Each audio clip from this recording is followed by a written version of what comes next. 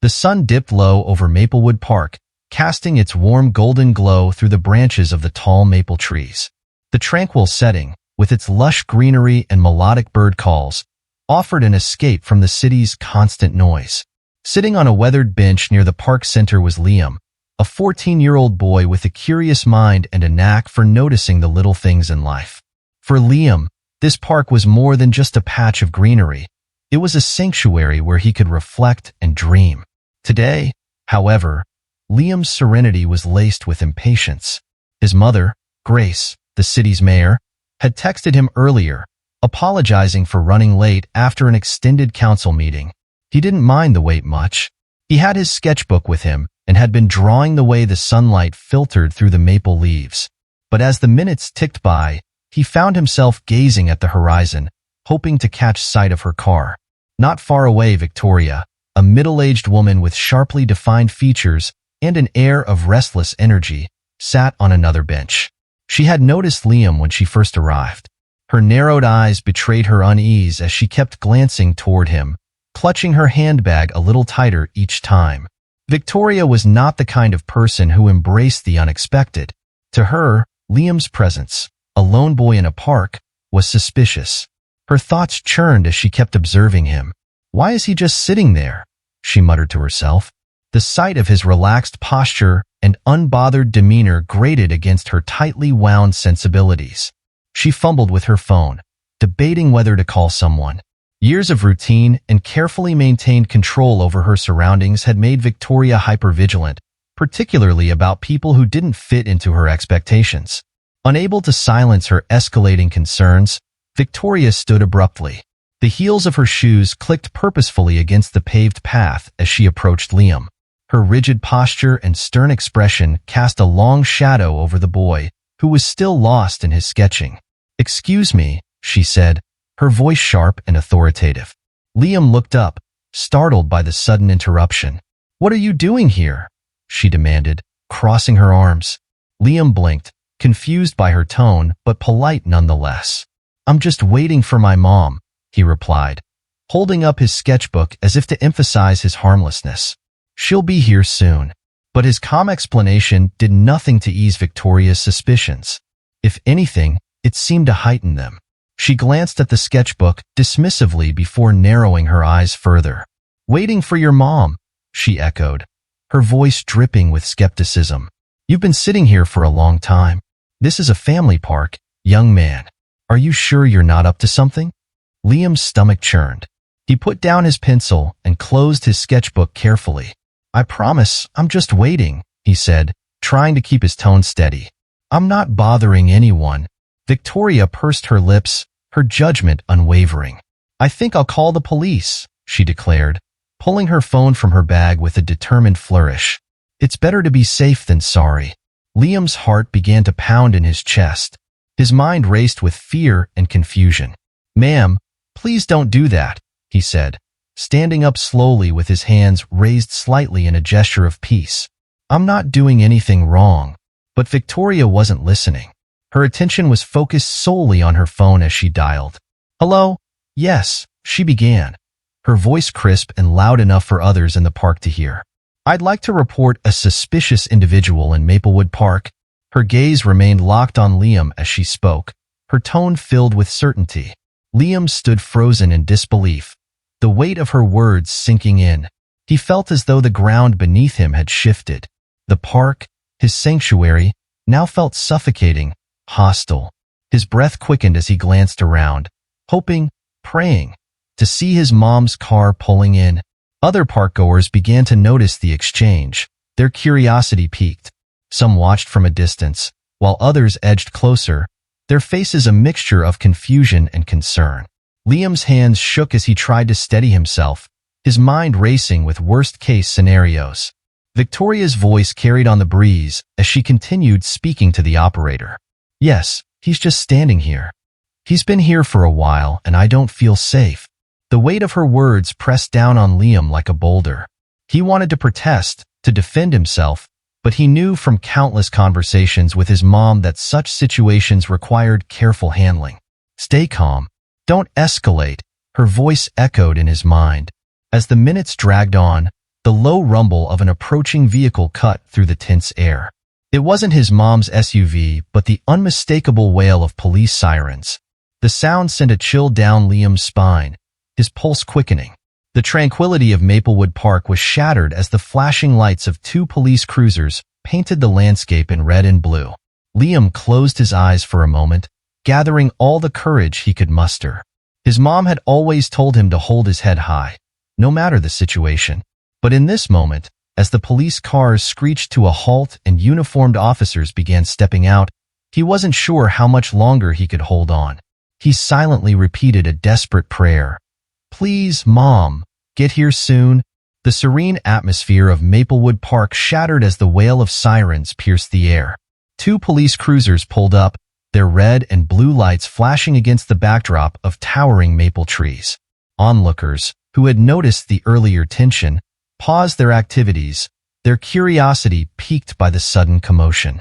For officers stepped out of their vehicles, their expressions serious and their movements deliberate as they approached Liam and Victoria.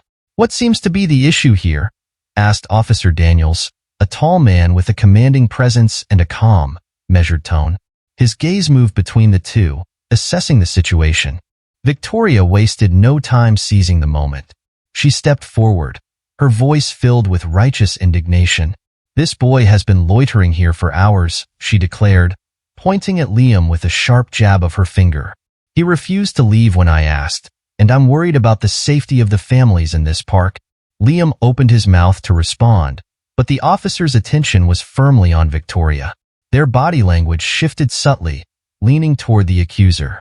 One of the officers turned to Liam, his tone firm but measured. "Son, what are you doing here?" Taking a deep breath, Liam tried to steady his shaking hands. "I'm waiting for my mom to pick me up," he explained, his voice quivering slightly but gaining strength as he continued. "I haven't done anything wrong." Another officer, Officer Carter, tilted his head and asked, "Do you have any ID?" His hand rested on his belt, the subtle motion amplifying the tension. Liam shook his head, his voice quiet but steady. "No, sir. I'm only 14. The officers exchanged glances, their skepticism evident. Victoria's accusations hung in the air, framing Liam as a potential threat. Questions became sharper, and the officer's posture grew more rigid. A small crowd began to gather, their murmurs adding to the weight of the moment. Several onlookers held up their phones, recording the unfolding scene. The glare of lenses only added to Liam's growing anxiety. "Are you sure you're telling us everything, son?" Officer Daniels pressed, his voice tinged with doubt. Liam felt his heart pounding against his ribcage. He struggled to find the right words, his mind racing with fear and frustration. He wanted to shout that he was innocent, that he had every right to be there. But he knew his mother's lessons well. Stay calm. Don't escalate. Words could so easily be misunderstood in moments like these. Just as the tension reached a boiling point, the sound of a car engine broke through the chatter of the crowd. A sleek black SUV pulled into the park, its glossy surface reflecting the flashing police lights. The car came to an abrupt stop, and the driver's door swung open. Out stepped a woman in a tailored suit, her presence exuding authority and calm. It was Grace Harper, the city's mayor and Liam's mother. The crowd's murmurs grew louder as Grace approached the scene with purposeful strides. The officers straightened instinctively, their demeanor shifting from one of command to deference. Her sharp gaze swept over the gathering, taking in the police cruisers, the onlookers, and finally her son, who stood frozen, his face a mix of fear and relief. "What is going on here?" Grace demanded, her voice calm but steely. Her question was directed at no one in particular, but it carried the weight of her authority. Officer Daniels cleared his throat, his earlier confidence faltering. "Ma'am, we received a call about a suspicious individual in the park," he began. Grace's eyes narrowed as she turned to Victoria, who now looked decidedly less certain. "This suspicious individual is my son," Grace said, her tone cutting through the tension like a blade. "What exactly makes him suspicious?" Victoria's face flushed red as she stammered. "I didn't know he was your son. I was just trying to keep the park safe." Grace's expression softened slightly but remained firm. "Safe from what?" "A boy sitting on a bench?" she asked. Her voice was calm, but her words carried an unmistakable edge. Do you understand the implications of your assumptions? The officers exchanged uneasy glances as Grace turned her attention back to them. Gentlemen, she began, her tone measured. Did you approach this situation with fairness? Or were you influenced by a biased report? Officer Daniels opened his mouth as if to respond, but Grace continued. This incident is a reminder of how easily bias can turn an innocent moment into a dangerous situation. My son deserves to feel safe in this park, just like anyone else.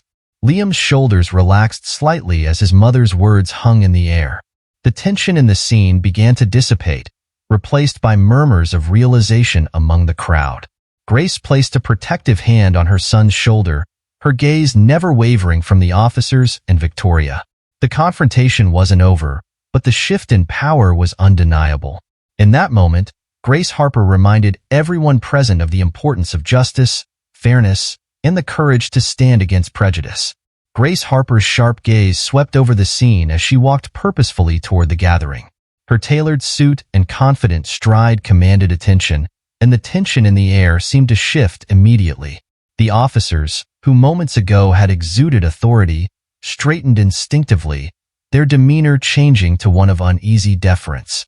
The crowd that had assembled grew quieter, their curiosity giving way to anticipation. What is going on here? Grace asked, her voice calm but steely, her words cutting through the murmurs of the onlookers. She stopped in front of her son, placing a reassuring hand on his shoulder. Liam looked up at her, his expression a mix of relief and anxiety. Officer Daniels, the senior officer on the scene, cleared his throat, his earlier confidence wavering.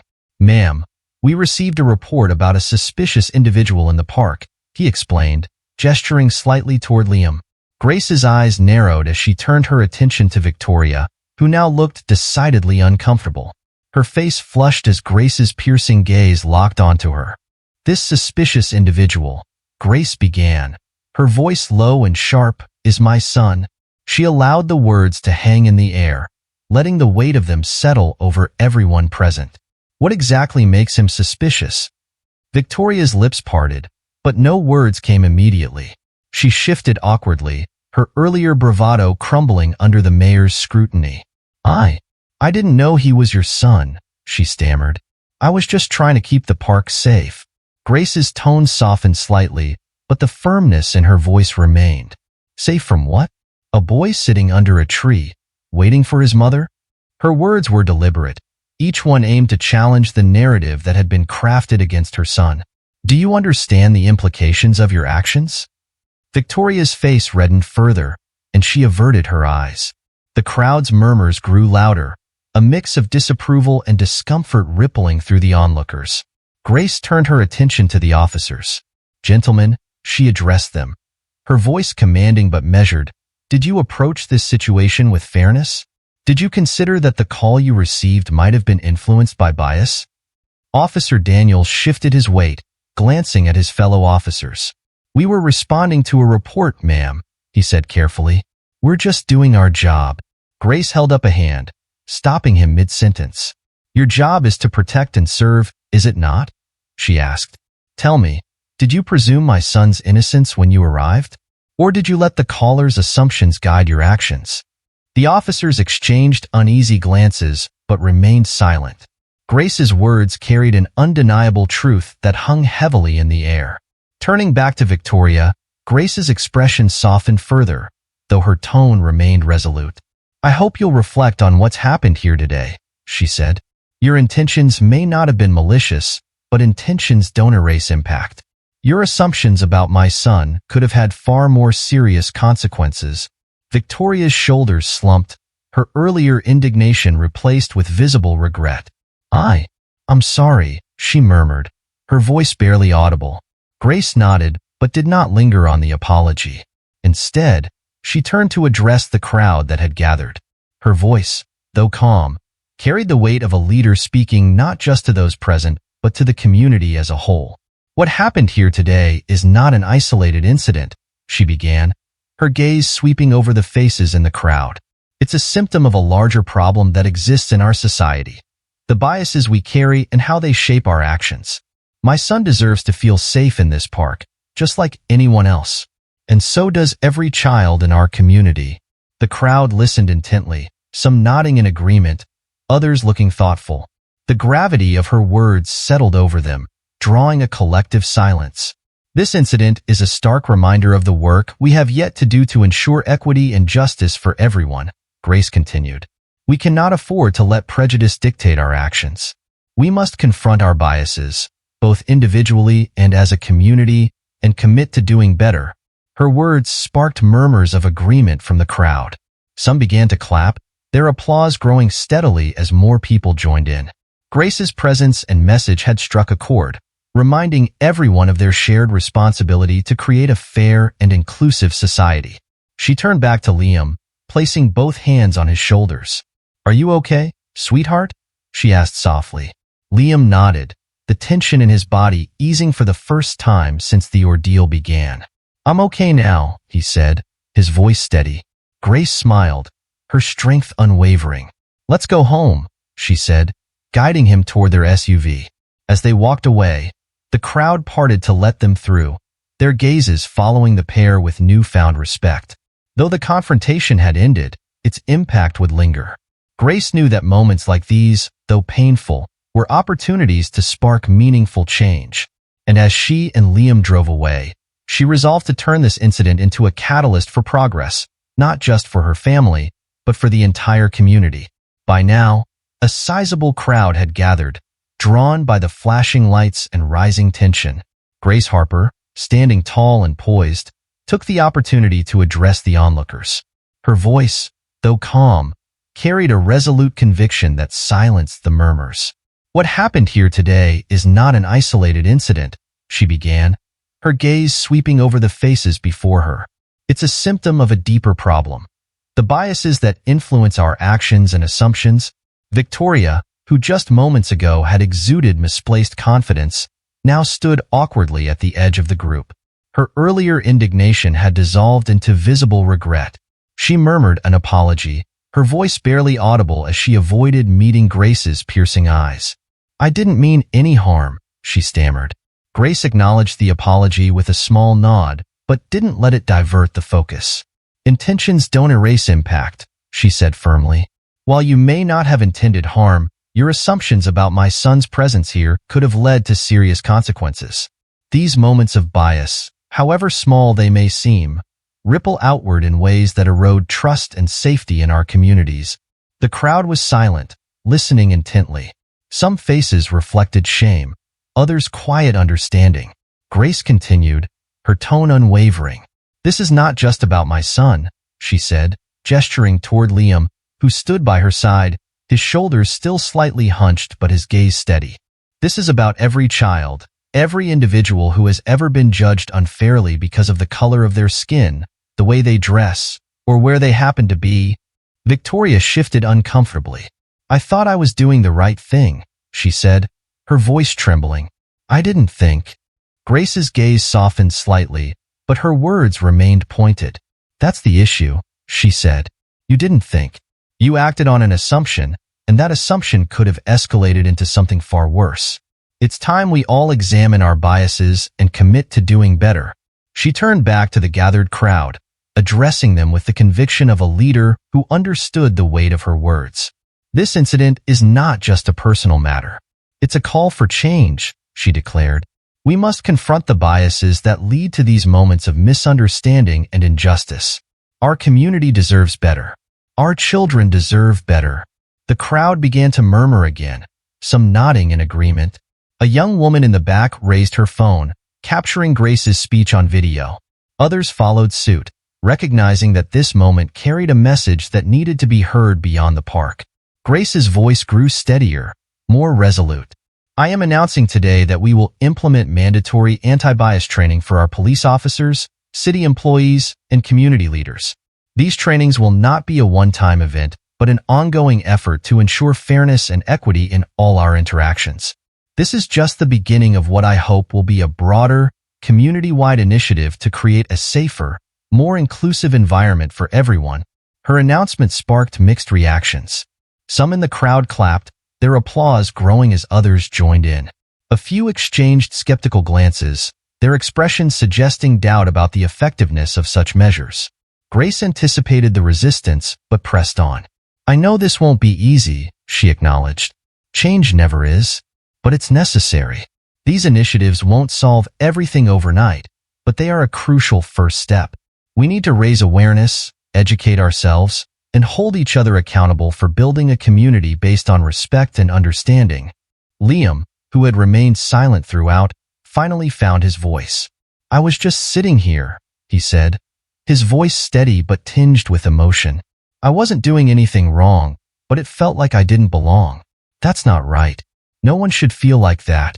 His words resonated deeply, a raw and honest reflection of what had unfolded. Murmurs of agreement rippled through the crowd, and a few people stepped forward to offer words of support. Victoria, still standing off to the side, seemed to shrink under the weight of the moment. She looked at Liam, her expression a mix of guilt and remorse. I'm sorry," she said again, this time louder, addressing him directly. Grace placed a protective arm around her son. "Let this be a lesson for all of us," she said, her voice carrying over the park. "Change starts with acknowledging our mistakes, learning from them, and committing to do better. That's how we grow. That's how we heal." As the applause grew louder, Grace turned to Liam, her expression softening. "Are you ready to go home?" she asked gently. Liam nodded, a small but genuine smile breaking through his earlier tension. Together, they walked toward their SUV, leaving behind a park filled with people who had much to reflect on.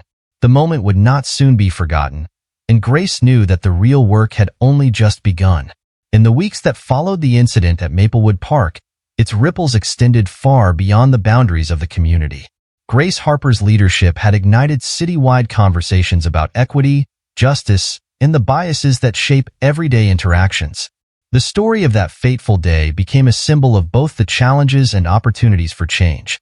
Grace's resolve inspired a series of initiatives.